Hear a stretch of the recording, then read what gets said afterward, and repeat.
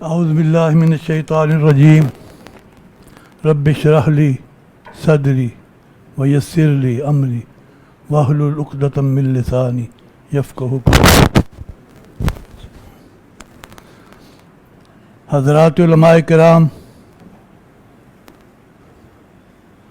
اور میرے طالب علم ساتھیوں، آج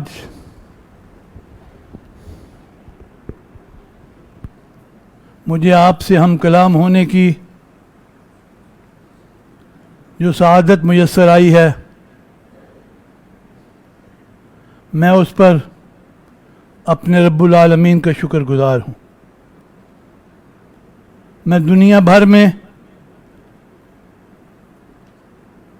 دعوتی اور تبلیغی سفر کرتا رہتا ہوں۔ دنیا کی مختلف یونیورسٹیوں میں مجھے اساتذہ اور طلباء سے ہم کلام ہونے کے مواقع بھی میسر ہوتے ہیں۔ وہاں کے جو تھنک ٹینکس ہیں وہ بھی اجتماعات کا انعقاد کرتے ہیں، لیکن جو خوشی، جو مسرت، جو طمانینت مجھے آپ سے ہم کلام ہونے میں آ رہی ہے وہ کبھی مجھے میسر نہیں آئی۔ اور بالخصوص جامعہ ابو بکر الاسلامیہ، اللہ کے فضل و کرم سے قرآن مجید کی اس آیت مبارکہ کا مصداق ہے کشجرۃ طیبہ اصلها ثابت وفرعها فی السماء۔ اور مجھے جب مختلف ممالک میں جانے کے موقع ملتے ہیں تو اکثر جگہ پہ مجھے جامعہ ابو بکر کے جو فارغین ہیں وہ ملتے ہیں اور دعوتی کاموں میں مصروف میں ان کو دیکھتا ہوں، وللہ الحمد۔ اور یہ گلستان، یہ قرآن و حدیث کا چمن جس کے فیض یافتگان پوری دنیا میں پھیلے ہوئے ہیں، اور کس قدر پھیلے ہوئے ہیں مجھے ایک عربی کا شعر یاد آ رہا ہے، اللیل والخیل والبیداء تعرفنی، اللیل والخیل والبیداء تعرفنی، السیف والرمح والقرطاس والقلم۔ اور آپ اپنے آپ کو خوش نصیب سمجھیں، خوش قسمت سمجھیں کہ اللہ رب العزت نے آپ کو جامعہ ابو بکر میں تعلیم کے لیے منتخب کر لیا۔ اور پھر ایک اور لحاظ سے بھی آپ سے ہم کلام ہونے میں ایک لطف، ایک لذت، ایک سکون اس حوالے سے بھی ہے کہ آپ جب چلتے ہیں تو وہ ملائکہ اپنے پروں کو آپ کے پاؤں کے نیچے بچھا دیتے ہیں۔ تو جن کے پاؤں کے نیچے ملائکہ پر بچھائیں ان سے ہم کلام ہونے کی سعادت ملے تو سکون کیوں نہیں آئے گا۔ اور پھر یہاں جامعہ کی جو فضا میں نے دیکھی ہے تو مجھے جہاں چودھری ضیاء الرحمان مدنی صاحب کا ماہرانہ انداز، مشفقانہ اسلوب، محبت سے بھری ہوئی ڈانٹ سے جس طرح یہاں ایک میں نے سلیقہ دیکھا ہے، ایک نظم دیکھا ہے، اس سے مجھے انتہائی خوشی ہوئی ہے۔ اور یہ در حقیقت تسلسل ہے صاحب السعادہ فضیلت الاستاذ الدکتور الپروفیسر ظفر اللہ چودھری صاحب کا، رحمت اللہ رحمتاً واسعہ، کہ جنہوں نے اخلاص کے ساتھ اس کی بنیاد رکھی اور یہ جامعہ تقوی ہے. اور پروفیسر صاحب کی جو شخصیت تھی وہ اتنی پاکیزہ شخصیت تھی, اتنی خوشبودار شخصیت تھی, اتنی متنوع شخصیت تھی کہ مجھے ایک پھر عربی کا ایک شعر یاد آ رہا ہے کہ اذا المرء لم يدنس من اللوم ارزه, اذا المرء لم يدنس من اللوم ارزه فكل رداء يرتديه جمیل. جب انسان کی ردائے حیات پہ کوئی دھبا نہ ہو تو وہ جس قسم کے بھی کپڑے پہنے وہ خوبصورت ہی نظر آئے گا, کہ خوبصورتی کپڑوں کی محتاج نہیں ہوتی, خوبصورتی حسن کردار سے آدمی کا مقدر و نصیب بنتی. اب آپ کے اوپر بھی کچھ فرائض ہیں, کچھ حقوق ہیں, کچھ فرائض ہیں, اور اسلام کی جو کیمسٹری ہے اس میں فرائض کو اولویت دی جاتی ہے, کیونکہ قرآن جس معاشرے کا تقاضا کرتا ہے وہ ہے کہ یؤثرون علی انفسہم ولو کان بہم خصاصہ, اور یہ ولو کان بہم خصاصہ تبھی ہو سکتا ہے جب آپ فرائض کو اولویت دیں گے. وہ کیا ہے؟ وہ فرائض کیا ہے کہ آپ پوری دل جمی کے ساتھ, پورے انہماک کے ساتھ, پوری توجہ کے ساتھ اپنے علم کے حصول میں مصروف رہیں, اور ساری عزتیں پھر یہ ذہن میں رکھیں کہ انسان فطری طور پر جاہ, عزت, وقار, تکریم, توقیر, تعظیم اس کی خواہش رکھتا ہے, اور یہ ساری چیزیں آپ کا مقدر اور نصیب اسی وقت بن سکتی ہیں جب آپ راسخون فی العلم کی صف میں کھڑے ہو. یہ فیس بک یہ مناظرین جو ہے ان کی کوئی عزت نہیں ہے. اپنے علم میں رسوخ پیدا کریں, اعتماد پیدا کریں, اور جیسے شیخ الحدیث صاحب نے, یا نہیں دوسرے پروفیسر صاحب نے, نقوی صاحب نے ایک شعر کا ایک حصہ پڑھا کہ من طلب العلا سحر اللیالی, کہ اگر تم بلندی کے طالب ہو, رفتوں سے ہمکنار ہونا چاہتے ہو, عظمتوں کو اپنا مقدر و نصیب بنانا چاہتے ہو, تو پھر رات سو کے گزرنی نہیں چاہیے, رات پھر کتاب پڑھتے ہوئے گزرنی چاہیے. پھر آپ کی نظر یہ دنیا کی طرف نہیں ہونی چاہیے, ہر وقت آپ کے اوپر اپنی کتاب کا جو تصور ہے وہی رہنا چاہیے. اور آپ دیکھتے ہیں کہ حضرت کوئی کروڑ پتی یا ارب پتی نہیں ہے, لیکن کتنے کروڑ پتی آ کے ان کے قدموں بیٹھتے ہیں. اور یہی بات حضرت علی نے کہی تھی رضی اللہ تعالی, رضینا بقسمت الجبار فینا لنا علم وللجہال مال. کونین میں, ثقلین میں نبی رحمت سے کوئی اور صاحب عزت و شرف ہوگا؟ 2 مہینے آپ کے گھر میں, گھر کے چولہے میں آگ نہیں جلتی. اور یہی بات ہے جب امام شافعی رحمت اللہ علیہ نے اپنے استاد وکیع رحمت اللہ علیہ سے یہ کہا کہ شکوت الی وکیع سوء حفظی, شکوت الی وکیع سوء حفظی واوصانی بترک المعاصی.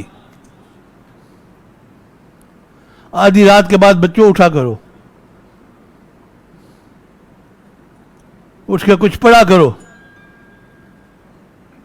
جب فجر کی نماز قریب آنے لگے تو 2 سجدے دے کے 2 اتھرو نکال کے دیکھو, پھر تمہاری زندگی میں تبدیلی کیسے آتی. شکوت الی وکیع سوء حفظی وَأَوْصَانِي بِتَرْكِ الْمَعَاصِي. یہ لیڈروں کی طرف مت دیکھو, اپنے اساتذہ کی طرف دیکھو.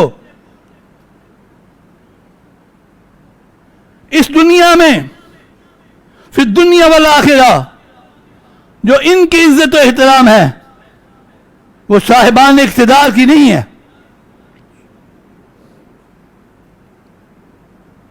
وہ صاحبان قوت کے پاس نہیں ہے.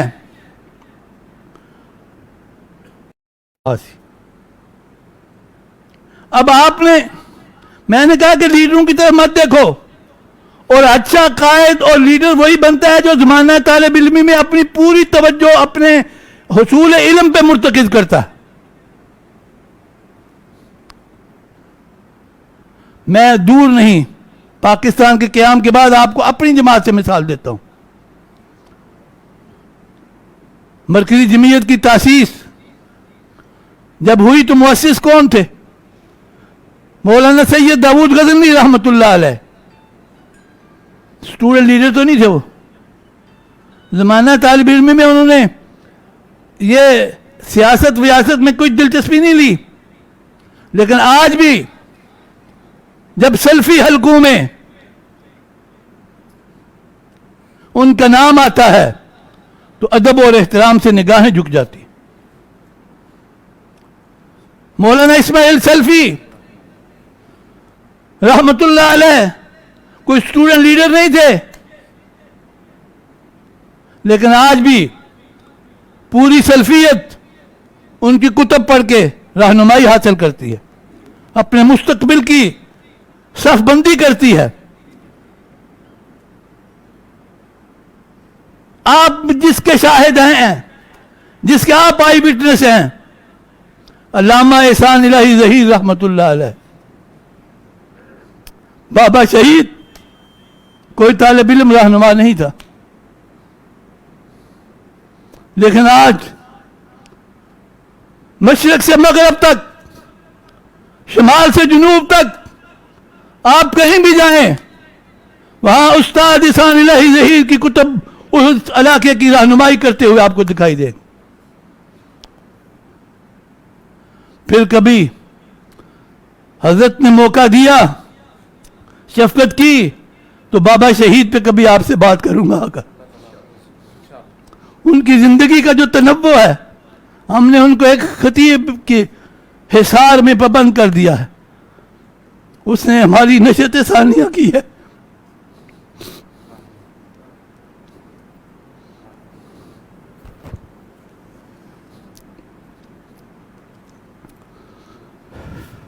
بابا شہید طالب علم رہنما نہیں تھے, لیکن انہوں نے عملی زندگی میں قدم رکھا تو ان کے پس منظر میں علم کے پہاڑ تھے, اور جو بھی ان پہاڑوں سے ٹکراتا تھا وہ پاش پاش ہو جاتا تھا. حکمران بھی آئے, ہماری فکر کے مخالف بھی آئے, حکمرانوں نے ان ملاؤں کو حلوہ کھلانے کی بات بھی کی, انعام و اکرام سے نوازنے کی بات بھی کی, پلاٹ دینے کی بھی بات کی کہ البریلویت کا جواب لکھو. لیکن کیا کسی نے جواب لکھ لیا؟ آپ کے رول ماڈل یہ چیز ہونی چاہیے. اور پھر آپ اپنے اخلاق پہ خصوصی توجہ دیں, کیونکہ آپ نے جب ممبر پہ بیٹھنا ہے تو آپ سے منہ سے نکلے ہوئے جو الفاظ ہیں انہوں نے معاشرے کی تشکیل اور تعمیر میں کلیدی کردار ادا کرنا ہے. ایک لفظ جو ہوتا ہے وہ پورے علاقے کی فضا کو بدل دیتا ہے. آپ ایک جملہ سنتے ہیں کہ یار انہیں ₹1,00,000 دی گل کی تھی, سنا ہے کبھی؟ چوہی صاحب کہہ رہے ہیں سنا ہے, آپ نیابتاً مان لیں. ₹1,00,000 دی گل کی ہے, کی مطلب ہے کہ وہ کام جو 1,00,000 روپے کی انویسٹمنٹ کر کے نتیجہ حاصل کرنا تھا وہ اس ایک جملے سے حاصل ہو گیا.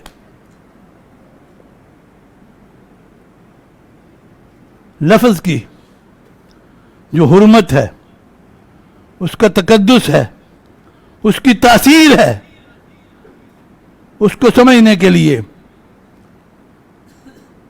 حنین کے مقام پہ جائیں.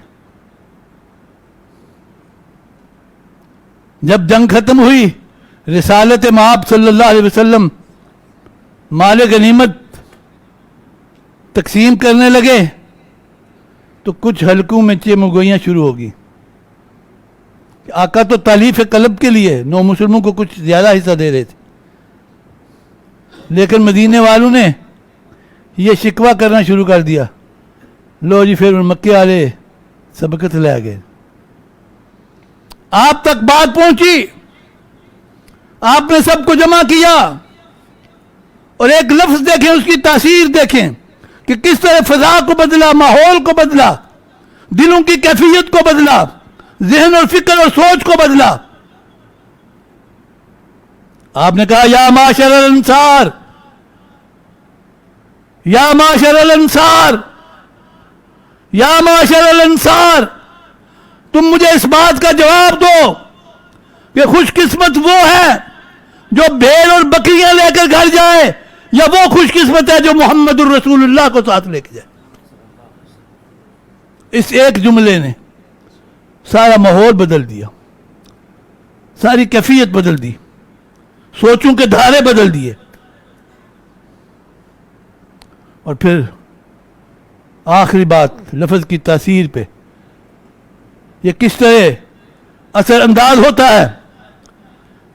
لفظ سے شریعت کے احکام بدل جاتے ہیں.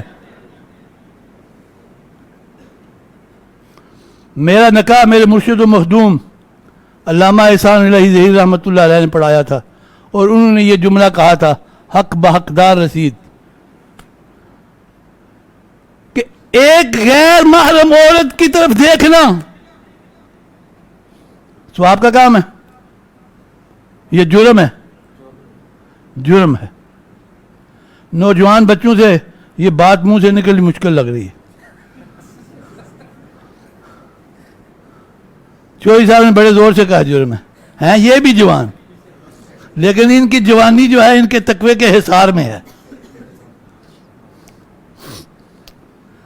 غیر محرم عورت کی طرف دیکھنا حرام ہے، اور یہاں ان لوگوں کو بھی اپنے نقطہ نظر پر غور و فکر کرنا چاہیے جو کہتے ہیں کہ چہرے اور ہاتھ کا پردہ نہیں ہے. اب وہ عورت جس کی طرف دیکھنا حرام ہے، ایک لفظ کہا ہے مولوی صاحب نے، بچے کہو قبول ہے، وہ کہتا ہے قبول ہے، قرآن سے رہنمائی ملتی ہے. اب ہن لباس لکم وانتم لباس لہن، یہ لفظ کی تاثیر.